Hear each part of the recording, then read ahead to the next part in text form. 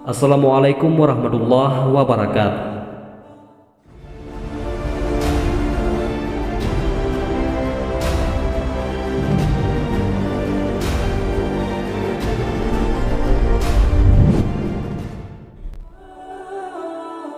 Usamah bin Zaid adalah putra dari sahabat kesayangan Rasulullah SAW, yaitu Zaid bin Haritsah, yang beliau pernah menjadikannya sebagai anak angkat dari status sebelumnya sebagai budak dan pelayan beliau SAW.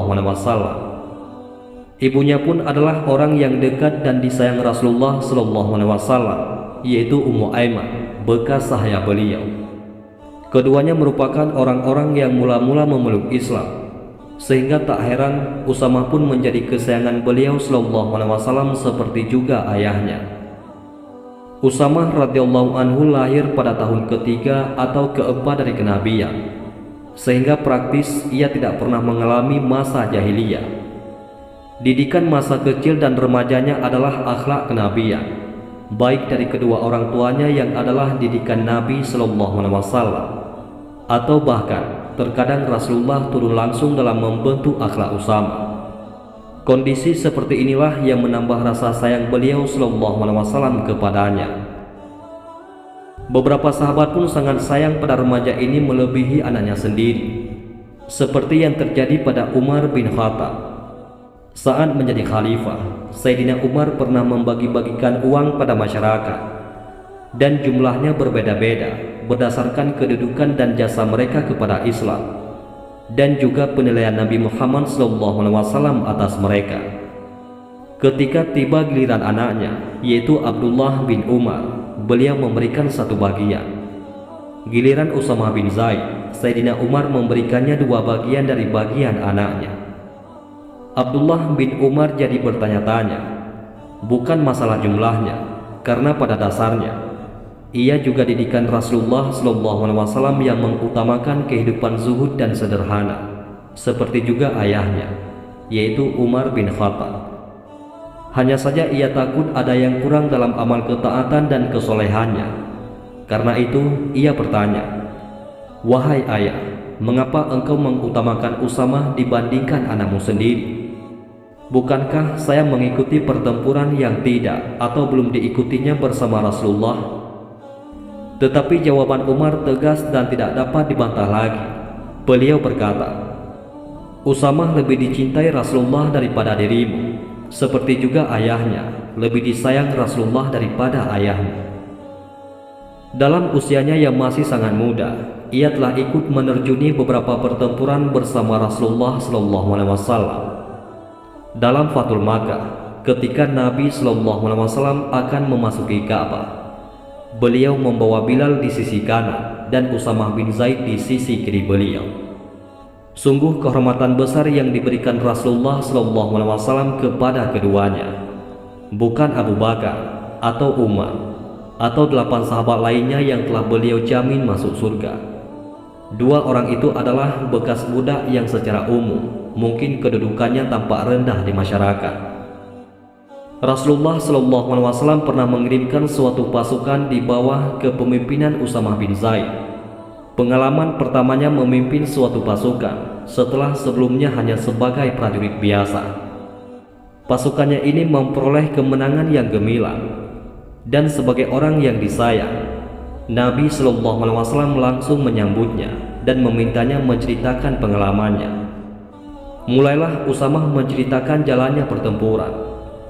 Tampak wajah Nabi berseri karena senangnya dengan apa yang dijalani kesayangan Rasulullah SAW. Putra dari kesayangan Rasulullah SAW, begitu kebanyakan sahabat menyebut Usamah bin Zaid ini.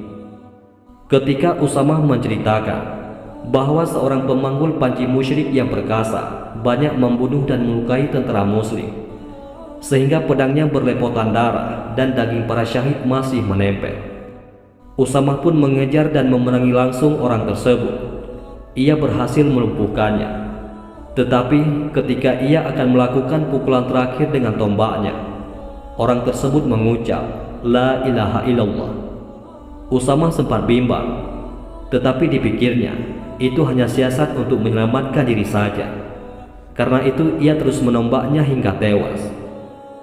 Tiba-tiba saja wajah Nabi Muhammad SAW berubah merah padam, tanda beliau marah.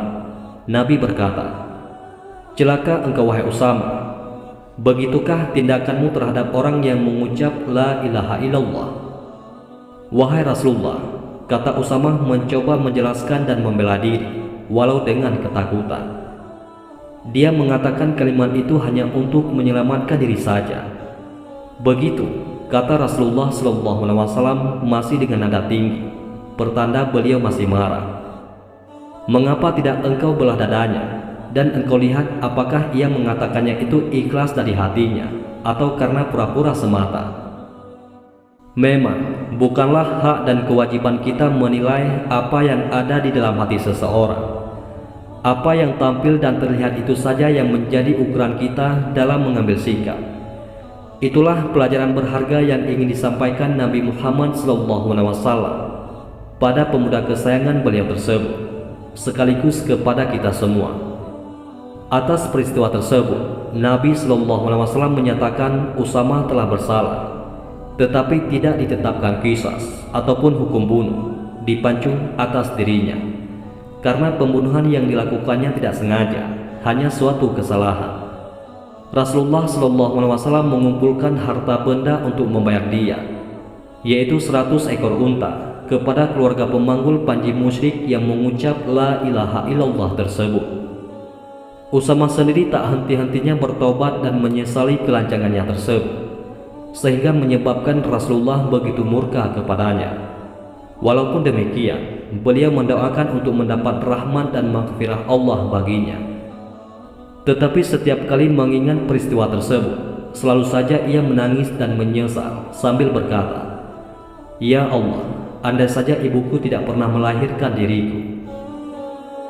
Beberapa hari sebelum wafat, Rasulullah SAW menghimpun pasukan besar yang akan dikirim ke Syam, tepatnya di wilayah Palestina, pada tempat bernama Abna. Latar belakang pengiriman pasukan ini adalah terbunuhnya Farwah bin Amir al-Juzami, bekas komandan pasukan Arab yang berpihak Romawi, yang juga gubernur Ma'an karena keputusannya memeluk Islam. Ia disalib dan dipenggal kepalanya oleh penguasa Romawi di Palestina. Pasukan besar tersebut terdiri dari pejuang-pejuang senior dari kaum Muhajirin dan Ansar, termasuk Umar bin Khattab dan para ahlul badar lainnya. Nabi SAW memutuskan pimpinan pasukan diserahkan kepada Usamah bin Zaid.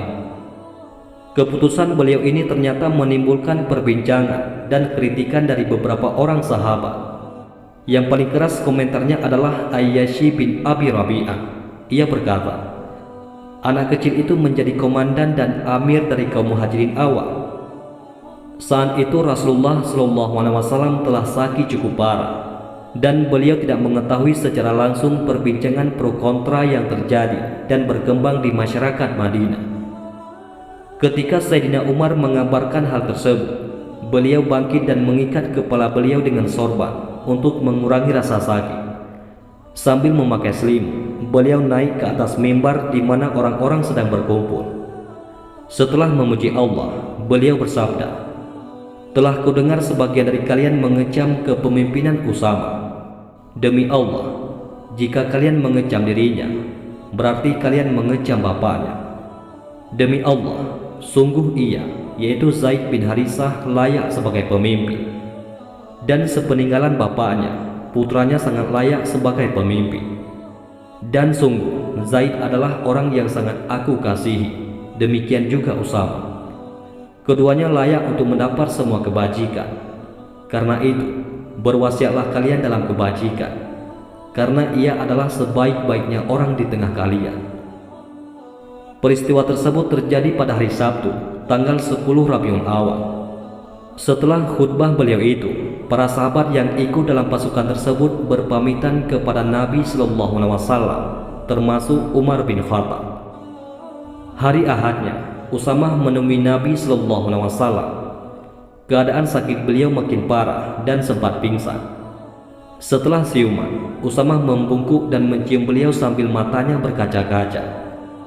Tetapi Nabi SAW hanya mengangkat tangannya, seakan-akan berdoa.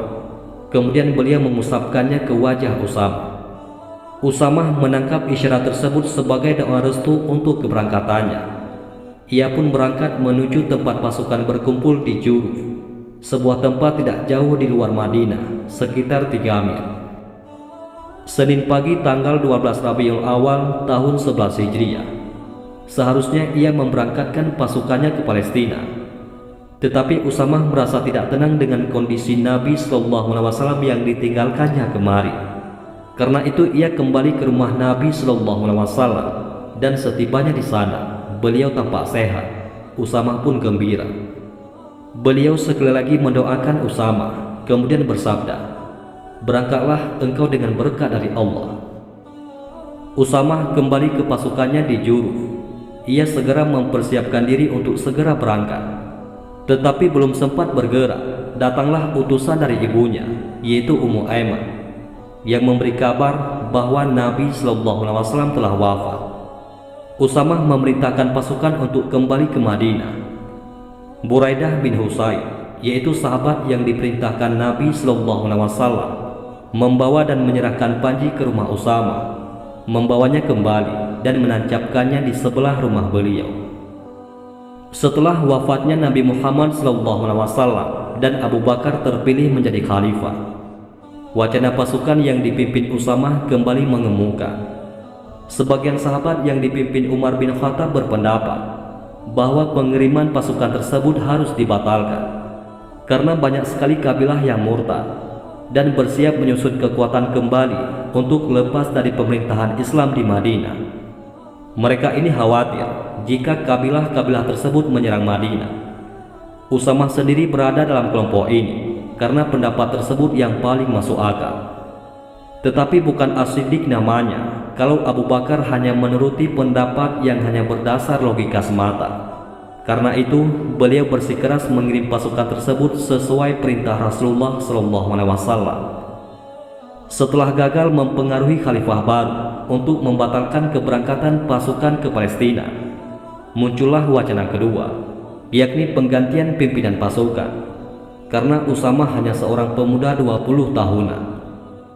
Di antara personal pasukan tersebut terdapat sahabat-sahabat utama yang ikut terjun dalam pertempuran bersama Nabi SAW di dalam perang Badar, Uhud, dan peperangan lainnya yang cukup terkenal kepahlawanannya. Misalnya saja Sa'ad bin Abi Waqqas, Abu Ubaidah bin Jarrah, Zubair bin Awam, Talhah bin Ubaidillah, dan lain-lainnya, termasuk Umar sendiri. Mereka itu yang lebih pantas menjadi komandannya. Dan kali ini reaksi Abu Bakar cukup keras. "Celakalah kalian, pantaskah saya memecat seseorang sebagai komandan pasukan, yakni Usamah bin Zaid, padahal Rasulullah sendiri yang telah mengangkatnya?" Dengan reaksi yang begitu keras dan tegas ini, para sahabat tidak ada lagi yang berani mengemukakan pendapat. Abu Bakar yang biasanya mereka kenal lemah lembut dan gampang menangis, tiba-tiba menjadi begitu keras dan tegas. Tetapi sikap seperti itulah yang memang diperlukan di saat kondisi kaum muslimin sedang labil karena wafatnya Rasulullah SAW. Abu Bakar radhiyallahu anhu berkata, "Berangkatkanlah pasukan Usamah. Sesungguhnya aku tidak peduli jika binatang-binatang buas akan menerkam dan mencabik-cabikku di Madinah karena berangkatnya pasukan tersebut. Sesungguhnya telah turun wahyu kepada Rasulullah SAW.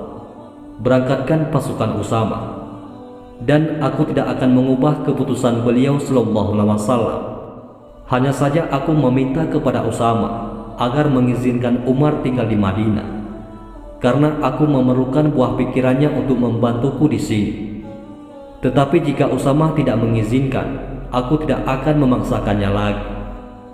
Tentu saja dengan senang hati Usamah mengizinkan, atau lebih tepatnya memenuhi permintaan Abu Bakar radhiyallahu anhu tersebut agar Sayyidina Umar tetap tinggal di Madinah. Pasukan Usamah kembali bergerak ke arah Juruf, tempat di mana Rasulullah SAW telah menetapkan untuk berkumpul. Abu Bakar radhiyallahu anhu mengiring keberangkatan pasukan dengan berjalan kaki dan menuntun tunggangan Usamah, sedang tunggangan Abu Bakar dituntun oleh Abdurrahman bin Auf. Abu Bakar juga sempat berkata, "Siapapun mereka yang pernah ditunjuk Rasulullah untuk berangkat bersama Usama, janganlah sampai tertinggal. Demi Allah, tidaklah didatangkan kepadaku orang yang tertinggal tersebut, kecuali aku akan memerintahkan dirinya menyusul Usamah dengan berjalan kaki ataupun merangkak." Usamah merasa tidak enak dengan Abu Bakar yang berjalan kaki, apalagi menuntun tunggangannya layaknya seorang budak atau penunjuk jalan saja. Ia berkata, "Wahai Khalifah Rasulullah, naiklah tungganganmu, atau aku akan terus saja berjalan kaki bersamamu." "Jangan," kata Abu Bakar, "tetaplah engkau di tungganganmu.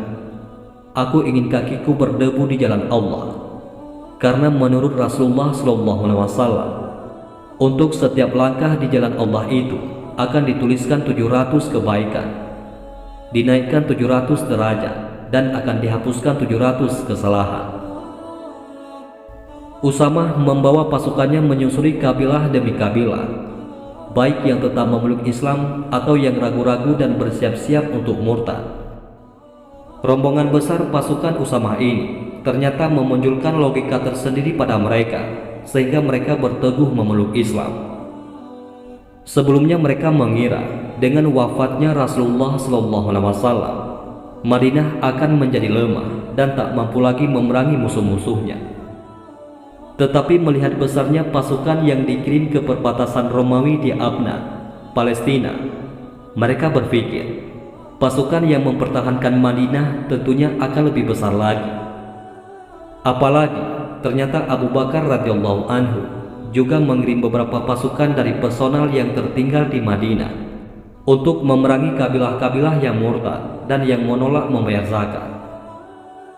Kedatangan pasukan Usamah ternyata mengejutkan pasukan Romawi di Palestina yang telah mengeksekusi Farwah bin Amir al-Juzami. Mereka sama sekali tidak menyangka kedatangan pasukan sebesar itu setelah wafatnya Rasulullah SAW. Mereka telah begitu mengenal bagaimana sikap heroik dan semangat tempur pasukan muslimin, dan tidak mau berisiko menghadapi pasukan muslimin pimpinan Usamah. Karena itu mereka memilih melarikan diri dan meninggalkan barang ghanimah yang banyak bagi pasukan Usamah radhiyallahu anhu. Kemenangan pasukan Usamah memberikan dukungan psikologis yang positif terhadap kelangsungan Islam ketika Rasulullah SAW wafat. Mungkin beliau SAW telah menerima isyarat bagaimana suasana masyarakat Islam ketika beliau wafat dan kekacauan yang akan terjadi. Karena itu tampak sekali beliau SAW memaksakan untuk membentuk dan mengirim pasukan Usamah, walau saat itu keadaan beliau SAW sakit parah. Dan terbukti kemudian nubuah ini, bahwa perintah beliau SAW memberikan manfaat besar bagi umat Islam di masa kritis pergantian pimpinan pemerintahan Islam ke Khalifah Abu Bakar. Karena pengalamannya mendapat celaan Rasulullah SAW, Usamah jadi sangat berhati-hati dalam urusan jiwa manusia. Ketika terjadi pertikaian antara Ali bin Abi Thalib dan Muawiyah, ia mengurung diri di rumahnya. Sebenarnya ia mengetahui kalau Sayyidina Ali dalam jalan kebenaran, tetapi ia memilih untuk tidak berpihak kepada keduanya. Ia mengirim surat kepada Ali yang ia ikut membaiatnya sebagai khalifah. "Demi Allah, wahai Amirul Mukminin, seandainya Anda meminta saya untuk menemani Anda memasuki kandang harimau, saya pasti akan melakukannya. Tetapi sekali-kali saya tidak akan menyentuh kulit seorang muslim dengan ujung pedang saya." Ketika beberapa sahabat yang memihak Sayyidina Ali juga berusaha untuk mengubah pendiriannya, Usamah berkata tegas, "Saya tidak akan pernah memerangi orang-orang yang mengucapkan La ilaha illallah selama-lamanya." Salah satu dari mereka sempat mendebatnya, "Bukankah Allah telah berfirman, dan perangilah mereka hingga tidak ada lagi fitnah, dan agama seluruhnya adalah milik Allah?" Usamah pun menjawab, "Ayat itu ditujukan untuk memerangi orang-orang musyrik, dan kita telah memerangi mereka hingga fitnah telah lenyap dan agama seluruhnya menjadi milik Allah." Bagaimana tidak, dalam suatu pertempuran melawan kaum musyrikin, di mana berlaku hukum membunuh atau dibunuh. Ia telah ditegur dengan keras oleh Rasulullah SAW karena membunuh seorang kafir yang membaca La ilaha illallah, yang menurut pemahaman atau ijtihadnya hanyalah untuk menyelamatkan diri saja. Sangat mungkin terjadi si kafir itu akan balik membunuhnya jika ia melepaskannya saat itu, apalagi pedangnya pun masih terhunus. Tetapi itu pun bukan alasan yang bisa diterima Rasulullah SAW. Bagaimana lagi ia akan mempertanggungjawabkan kepada Nabi SAW jika ia membunuh seseorang yang jelas-jelas beriman kepada Allah dan Rasul-Nya. Jelas-jelas orang yang beragama Islam dan menjalankan sholat seperti dirinya dan kaum muslimin lainnya. Seorang sahabat lainnya memang pernah bertanya kepada Rasulullah SAW atas suatu peristiwa dalam pertempuran yang lebih kurang sama dengan peristiwa Usamah tersebut. Nabi SAW bersabda, "Kalau itu terjadi, si kafir akan memperoleh balasan seperti keadaan engkau sebelum membunuhnya, dan engkau akan memperoleh balasan seperti keadaan si kafir sebelum ia terbunuh." Maksudnya, orang kafir tersebut yang membaca La ilaha illallah ketika akan terbunuh akan memperoleh pahala syahid, sedangkan sang sahabat yang membunuh bisa jatuh dalam kemusyrikan dan kekafiran kalau ia tidak bertaubat. Usamah terus menyendiri di tengah pergolakan kaum muslimin, dan ia tidak mau terlibat dengan pertentangan mereka. Saat itu terdapat dua kutub kekuatan Islam, Muawiyah yang menjabat sebagai khalifah berkedudukan di Syam, sedang kelompok oposisi yang merasa keturunan Ali bin Abi Thalib lebih berhak atas jabatan khalifah bermarkas di Kufah, Irak, tetapi tanpa pimpinan atau khalifah yang jelas.